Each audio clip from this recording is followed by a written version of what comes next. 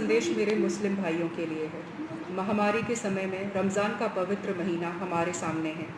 इस बुल्ढाना से एक हमारी खास रिपोर्ट मानवता को इस गंभीर संजू बशीर बाती से कर सकती है। क्योंकि novel face to face interview. शारीरिक संपर्क से फैलता है, सोशल डिस्टेंसिंग रिस्पेक्टेड मतलब ऑनरेबल जिस्म की दूरी, इससे बचने के लिए सबसे सुमन चंद्रा प्रभावी मैम, तरीका है। कलेक्टर ऑफ बुल्ढाना, 2 महीने से बहुत अच्छा मैसेज दिया है और खासतौर मुस्लिम लोगों के लिए।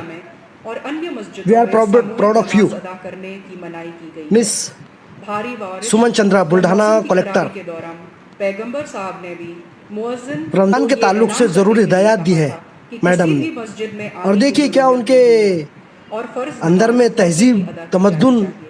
आप लोग गंगा ये जमनी याद रखें तहजीब की एक कि झलक। कोरोना की महामारी खराब मौसम बहुत मुअद्दिबाना गुजारिश की है ज़्यादा खतरनाक है। तमाम अहले ये भी याद मुसलमाने रखें कि इस वक्त इंडिया से लापरवाही भरे व्यवहार कि से रमज़ान में अगर जो है किसी को नुकसान या किसी घरों की में मौत रहो, हो जाती है तो सेफ रहिए। कानूनी तौर पर तो ये एक गंभीर अपराध बहुत होगा अच्छा ही पैगाम दिया और है इस्लाम के मुताबिक ये बहुत बड़ा गुनाह होगा।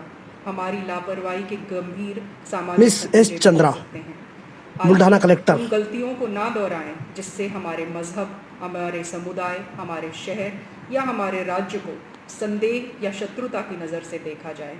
लॉकडाउन और सामाजिक दूरी का पालन करें। रमज़ान के महीने में हम में से कई भाई तरावीह की नमाज के लिए उत्सुक होंगे। हम जानते हैं कि ये फ़र्ज़ नहीं है।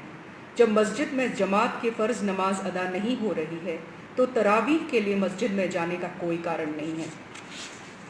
कृपया याद रखें कि तरावीह एक तरह से तहज्जुद या कलामुल लैल है।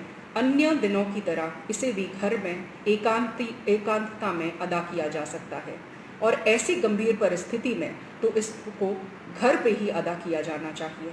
हदीस और इस्लामी परंपराओं के अनुसार महामारी, युद्ध और मानव संकटों के समय में साथ ही अगर उनमें से किसी खतरे से डर है तो मुसलमान घर पर नमाज अदा कर सकते हैं। बहनों और भाइयों, मानवता एक गहरे संकट से गुजर रही है। गरीबी और भूख जनता को परेशान कर रही है। अल्लाह की इबादत करने का सबसे अच्छा तरीका मानवता और लोगों की सेवा करना है। ज़कात से बेहतर कोई सेवा नहीं है। आइए इस रमज़ान में भूखे को खाना खिलाकर, ज़रूरतमंदों की मदद करके और दूसरों की जान बचाकर इस इबादत भरे महीने को और पवित्र बनाएं। रमादान करीब।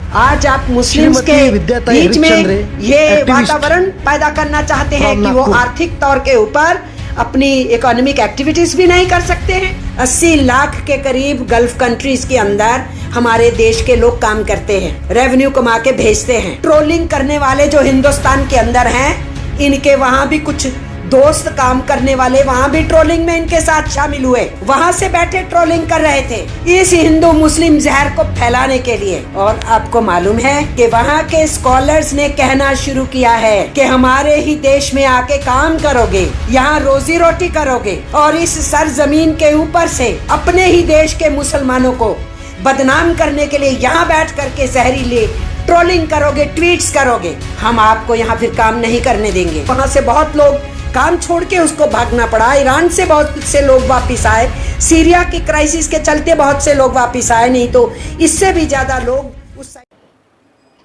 एक छोटी सी हदीस है, किसी ने अमल किया हो तो मुझे ज़िंदा दफना देना।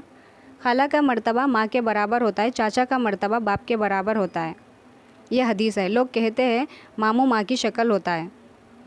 अपने दिल पर हाथ रख के कहना, क्या आपने ये रिश्ता निभाया है क्या? थोड़ी मोहब्बत ही थी जो हम पर जतानी थी, उसमें भी तू मैं कर दिया आपने। और दीन इस्लाम की बातें तो ऐसे करते हैं जैसे कि यही खुदा है। ख़ानदान तो बहुत बड़ा है जनाब, क्या फ़ायदा ऐसे ख़ानदान का जो बुरे वक्त पर हमारा साथ छोड़ देता है और हम पर तोहमत लगाकर मुस्कुरा देता है। थू है ऐसे ख़ानदान पर। बाद लोग तो ऐसे भी हैं जो हज और उम्रा करके हैं, नबी के इतने करीब जाकर ना तो नबी की वफ़ा सीखी है, ना तो नबी के हदीस पर अमल करना सीखा है। क्या फ़ायदा हुआ आपके हज और उम्रा का? माँ बाप ही होते हैं जो हमसे मोहब्बत करते हैं, बाकी के सब सांप होते हैं।